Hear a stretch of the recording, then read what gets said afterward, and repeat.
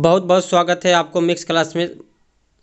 बहुत बहुत स्वागत है आपका मिक्स क्लासेस में। दोस्तों हम लोग प्लेटफॉर्म का सीरीज चला रहे हैं जिसमें हम लोग पहले जीव विज्ञान को देख रहे हैं। इसमें हम लोग तकरीबन 31 पार्ट को कंप्लीट कर लिए थे। आज दोस्तों 32 पार्ट को कंप्लीट करेंगे और प्रत्येक पार्ट में तकरीबन 50 क्वेश्चन रहते हैं।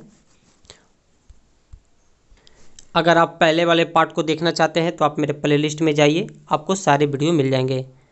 और दोस्तों इसके अलावा हम लोग अचीवमेंट और हिस्ट्री और दोस्तों बायोलॉजी का टॉप इम्पोर्टेंट क्वेश्चन को छांट के भी वीडियो बनाते हैं, आप उसे भी देख सकते हैं। रक्त के, जिसे हम लोग ब्लड बोलते हैं, रक्त के थक्के बनने के लिए निम्न में से कौन से विटामिन की आवश्यकता होती है। दोस्तों ये इतनी बार रिपीट हुई क्वेश्चन कि ये हम लोग को कंठस्थ याद हो गया। दोस्तों ये विटामिन के कारण होता है, ये तो आपको भी पता है। और विटामिन डी के कारण रिकेट्स नामक रोग होता है। और विटामिन सी से आपका होता है स्कर्वी नामक रोग। और दोस्तों विटामिन B1 से होता है बेरी रोग। ये भी क्वेश्चन बहुत बार एग्जाम में आए हैं। निम्न में से कौन एक कार्बनिक जैव उर्वरक है। तो दोस्तों ये है वर्मी कंपोस्ट। वर्मी कंपोस्ट एक कार्बनिक जैव उर्वरक होता है।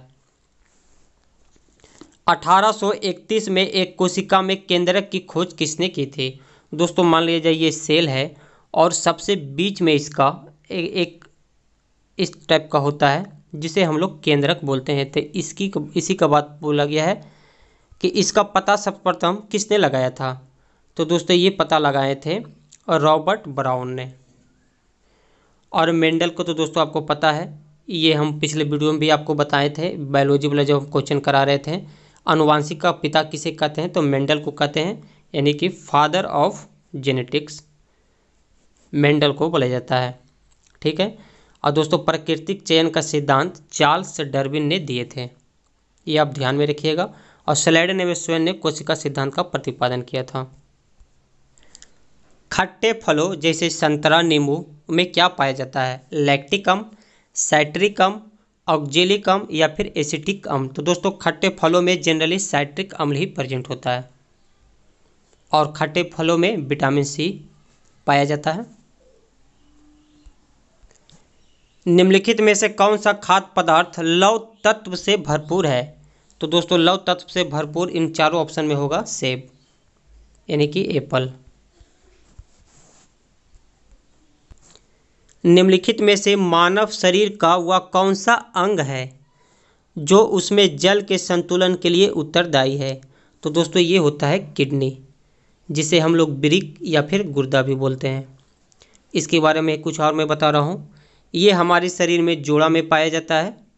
ठीक है, ये 2 होता है और इसकी लंबाई हर वीडियो में हम इसके बारे में बात करते हैं। दोस्तों जब भी ये क्वेश्चन आता है मैं आपको रिवीजन करवा देता हूँ। ये 10 सेंटीमीटर इसका लंबाई और चौड़ाई 5 सेंटीमीटर होता है। और इसकी वजन कई बार एग्जाम में आ चुके हैं, 140 ग्राम होते हैं। और दोस्तों एक और इससे इम्पोर्टेंट क्वेश्चन बनता है कि किडनी के इकाई को, वृक्क के इकाई को क्या कहा जाता है, तो उसे नेफ्रॉन बोलते हैं। इसे आप जरूर ध्यान में रखिएगा। मानव हृदय में कोष्ठों की संख्या कितनी होती है। तो मानव हृदय में दोस्तों 4 कोष्ठ होते हैं। आंत ज्वार, जिसे हम लोग टाइफाइड बोलते हैं, ये किसके कारण होता है, विषाणु, जीवाणु, परजीवी या फफूंद। तो दोस्तों टाइफाइड एक जीवाणु जनित रोग होता है और जीवाणु के अध्ययन को बैक्टीरियोलॉजी कहते हैं। इसे आप ध्यान में रखिएगा। और दोस्तों ये एक कोशिकीय होता है, यानी कि यूनिसेलुलर होता है। इसमें सिर्फ एक सेल पाया जाता है।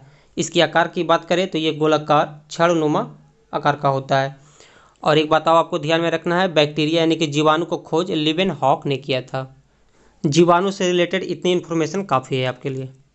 अगला प्रश्न है, मानव शरीर में सबसे कठोर पदार्थ कौन सा होता है। तो दोस्तों ये होता है इनेमेल, जिसे हम लोग दंतवल्क बोलते हैं हिंदी में। रिकेट्स किसकी कमी से होता है। पिछले वीडियो में जब मैं 31 पार्ट करवा रहा था तो ये क्वेश्चन आया था, उसमें रिकेट्स होता है विटामिन डी की कमी से। अब विटामिन ए की कमी से रतौंधी होता है। विटामिन सी के बारे में अभी बताए थे दोस्तों, स्कर्वी नामक होता है। अब विटामिन B1 से बेरी रोग होता है।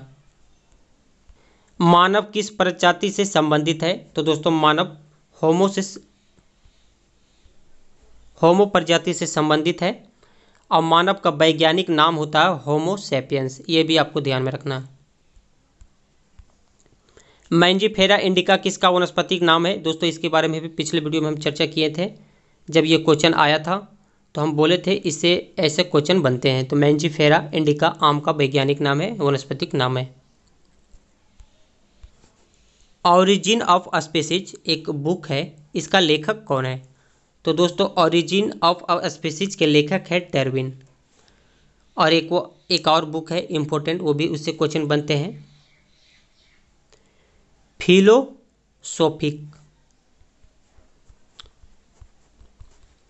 फिलोसोफिक जूलॉजिक नामक पुस्तक के लेखक है लेमार्क। ये भी क्वेश्चन आ गए हैं एग्जाम में। कुकुरमुत्ता क्या है? दोस्तों कुकुरमुत्ता का मतलब कुत्ता नहीं समझ लीजिएगा। कुकुरमुत्ता होता है गोबर छत्ता, जो गोबर पर उगने वाला एक फफूंद होता है। ये एक प्रकार का फफूंद होता है जो गोबर पे उगता है। और दोस्तों फफूंद के अध्ययन को माइकोलॉजी बोला जाता है।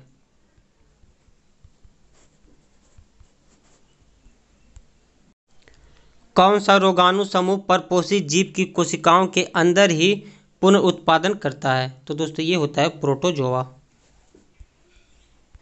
सेलुलोसी, जिसे हम लोग सेलुलोज भी बोलते हैं,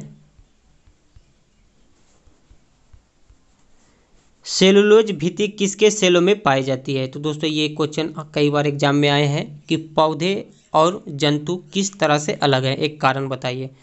तो दोस्तों ये पौधे में जो होते हैं सेलुलोज भित्ति पाए जाते हैं और जंतु सेल में सेलुलोज भित्ति नहीं पाई जाती है। तो सेलुलोज भित्ति के बारे में पूछा गया तो आपका पौधा हो जाएगा। वह जीव कौन सा है जो वायु प्रदूषण को मॉनिटर करता है? तो दोस्तों लाइकेन जो है वायु प्रदूषण को मॉनिटर करता है। उच्चतर पौधे के बीजों के पोषक ऊतक को क्या कहते हैं? तो दोस्तों इसे कहा जाता है एंडोस्पर्म। ईस्ट किसका महत्वपूर्ण स्रोत है? तो दोस्तों ईस्ट में जो है विटामिन बी मुख्य रूप से पाया जाता है। चलिए सूची 1 को सूची 2 से मिलान करना है। बैक्टीरिया, फंगस, प्रोटोजोआ, वायरस, ये एक तरफ से है और ये इसके कारण से कौन सा रोग होता है ये आपको टिक करना है। तो दोस्तों बैक्टीरिया के कारण होता है तपेदिक, यानी कि ऑप्शन ए का हो जाएगा। तपेदिक कहाँ पे? 2 में। और फंगस के कारण होता है दोस्तों दाद, ये भी क्वेश्चन पिछले वीडियो में करा चुके हैं। फंगस के कारण दाद होता है और प्रोटोजोआ के कारण कालाजार होता है, यानी कि 1 नंबर होगा। अब वायरस के कारण इन्फ्लुएंजा, ये भी क्वेश्चन आया था। तो दोस्तों ये हो जाएगा 3। तो आप ऑप्शन में देख लीजिए ए का 2 कहाँ पे है? तो आपका सिर्फ बी में दिख रहा है। एंजाइम क्या होते हैं? दोस्तों क्वेश्चन रिपीट होते रहता है, इसीलिए मैं बार बार बोलता हूं कि आप पिछले वीडियो को अगर नहीं देखें तो उस वीडियो को आप जाके देखिए, ताकि आप दोबारा जब क्वेश्चन आए तो आपको रिवीजन हो जाए। एंजाइम एक प्रकार का प्रोटीन होता है। डैल्टोनिज्म एक प्रकार की वर्णांतता है, उसमें रोगी को कौन सा रंग नहीं दिखता है? तो दोस्तों डैल्टोनिज्म एक आँख की बीमारी है जिसमें हरा रंग, लाल रंग एवं नीला रंग को नहीं देख पाता है, यानी कि आंसर इसका डी नंबर होगा। पान की लत में बनने वाली जड़ कौन सी होती है? तो दोस्तों पान की लत में बनने वाली जड़ आरोही जड़ होती है। यह पौधे को ऊपर चढ़ने में सहारा प्रदान करती है, यानी कि इसका आंसर हो जाएगा सी नंबर। गुणसूत्र किसमें बनते हैं? तो दोस्तों गुणसूत्र बनते हैं डीएनए से एवं प्रोटीन से। और दोस्तों आपको पता है कि डीएनए कहाँ पे प्रेजेंट होता है हमारे बॉडी में? तो दोस्तों जो सेल होता है उसके बीच में जो केंद्रक होता है उसी में डीएनए प्रेजेंट होता है। लेकिन डीएनए का कुछ भाग माइटोकॉन्ड्रिया एवं हरित लवक में भी पाए जाते हैं। ये मैं इसलिए बताता हूँ दोस्तों क्योंकि ये इससे क्वेश्चन बन चुके हैं कि केंद्रक के अलावा डीएनए और कहाँ प्रेजेंट होता है, इसलिए मैं आपको बता दिया हूँ, ये आप ध्यान में रखिएगा। निम्नलिखित में से कौन सा सांकेतिक संबंध लाइकेन निर्मित करता है? तो दोस्तों इसका आंसर होगा सी नंबर, इसका आंसर हो जाएगा ए नंबर। निम्न में से कौन सा सांकेतिक संबंध लाइकेन निर्मित करता है? तो दोस्तों एक एल्गी तथा एक फंगस। निम्नलिखित में से कौन सा फसल संयोजन भारत की मिश्रित फसलों में इस्तेमाल नहीं किया जाता है? तो ये होता है चावल एवं मूंगफली। धान के खेतों से कौन सी गैस निकलती है? तो दोस्तों धान के खेतों से CH4 गैस निकलती है और CH4 को हम लोग मीथेन बोलते हैं।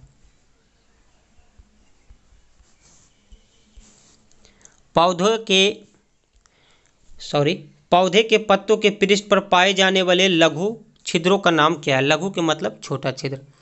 तो दोस्तों इसे कहते हैं रंध्र और इसे इंग्लिश में बोलते हैं अस्टोमाटा।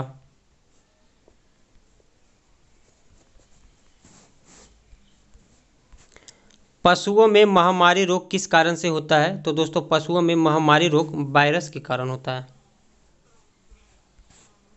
मूल परजीवी के रूप में व्यवहार करने वाला पौधा कौन सा है? तो मूल परजीवी के रूप में व्यवहार करने वाला पौधा का नाम है कसकुटा। सबसे बड़ा श्वेत रुधिराणु, श्वेत रुधिराणु का मतलब होता है WBC। इसी के बारे में पूछा गया है कि सबसे बड़ा कौन सा है? तो सबसे बड़ा होता है बिंबाणु, जिसे इंग्लिश में थ्रोम्बोसाइट बोलते हैं। निम्नलिखित में कौन सा दोनों बाह्यस्त्रवी ग्रंथि और अंतःस्त्रवी ग्रंथि के रूप में काम करती है? तो दोस्तों ये होता है, ये दोनों रूप में काम करते हैं अंडाशय। लेकिन दोस्तों ये क्वेश्चन पे हमें डाउट है क्योंकि इसमें अंडाशय दिया हुआ है और इसी बुक में क्वेश्चन नंबर मैं आपको बताता हूँ, आप देख लीजिएगा। 937 क्वेश्चन को आप देखिएगा, यही क्वेश्चन है, दोनों एक कोई क्वेश्चन है, लेकिन उसमें बताया गया अग्नाशय। इसलिए आप इस क्वेश्चन को क्लियर कर लीजिएगा। मुझे तो लगता है आंसर बी नंबर ही होगा, अग्नाशय, लेकिन यहाँ पे आप देख रहे हैं कि अंडाशय भी दिया हुआ है। इसका आंसर अग्नाशय ही होगा। मिलान करना है। आयोडीन की कमी से कौन सा रोग होता है? तो दोस्तों आयोडीन की कमी से घेंगा रोग होता है, यानी कि वो 1 का C हो जाएगा। आप देखिएगा ऑप्शन नंबर डी में सिर्फ एक ही ऑप्शन दिया हुआ है, A का 3, इसलिए आप इसे टिक कर लीजिए। लेकिन मैं पूरा बता देता हूँ। आयोडीन की कमी से घेंगा रोग होता है और आयरन की कमी से रक्तलापता रोग होता है और नियासिन की कमी से पैलेजिया रक्तलापता होता है और विटामिन B12 यानी कि विटामिन B12 की कमी से परानासी रक्तलापता होता है। दोस्तों ये कन्फ्यूजन है, इसे आप ध्यान में रखिएगा। ऐसे क्वेश्चन जनरली याद नहीं रहते हैं क्योंकि सारे सेंटेंस देख रहे हैं आप, रक्तलापता रक्तलापता सेम हो गया है। इसमें आपको सिर्फ 1-2 बार क्वेश्चन को सिर्फ आप देखिए, आपको इसको ज़्यादा दिमाग नहीं लगाना है इसमें। जल संवर्धन पौधे के कर्षण की एक विधि है जिसमें किसकी ज़रूरत नहीं पड़ती है? तो दोस्तों इसमें रेत का आवश्यक नहीं है। वनस्पति जगत के गैर हरित विषम पोषित पौधे कौन से हैं? तो दोस्तों ये है फंजाई। मानव शरीर की कौन सी ग्रंथि पीयूष ग्रंथि से हार्मोन के रिसाव को नियंत्रित करती है? तो दोस्तों ये है हाइपोथैलेमस ग्रंथि। और पीयूष ग्रंथि को पिट्यूटरी ग्रंथि भी कहते हैं, पिट्यूटरी ग्लैंड भी कहते हैं, और ये शरीर की सबसे छोटी अंग होता है। और दोस्तों ये पीयूष ग्रंथि मस्तिष्क में पाया जाता है। पुरानी और नष्ट प्राय लाल रक्त कणिकाएं, जिसे हम लोग बोलते हैं RBC कणिकाएं, कहाँ नष्ट हो जाती है? तो दोस्तों हम लोग सीधे जानते हैं कि RBC का कब्रिस्तान बोलते हैं पिलिया या स्प्लीन को। तो यही क्वेश्चन में आपसे पूछा गया है, आंसर इसका D नंबर हो जाएगा। और दोस्तों इसकी जीवन काल होता है 20 से 120 दिन, ठीक है। और RBC का निर्माण कहाँ होता है? तो RBC का निर्माण होता है अस्थि मज्जा में। स्वपरागन का परिणाम क्या होता है? तो स्वपरागन का परिणाम अंतःप्रजनन होता है।